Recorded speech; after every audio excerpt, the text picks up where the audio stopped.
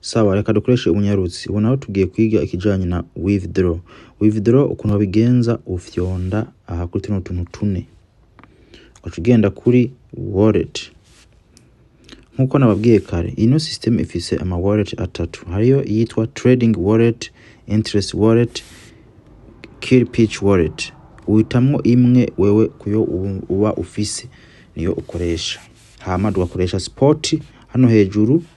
Tuca tumanuka iyi chart nayo bigishije ico isigura kare.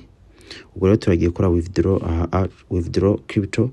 Uca dukoresha ngaha nyuma ari USDT canke BNB canke BTC whatever ayo ufisemo aho bashizemo ukoresha bivanye niyo ushizemo. Bari USDT ni USDT.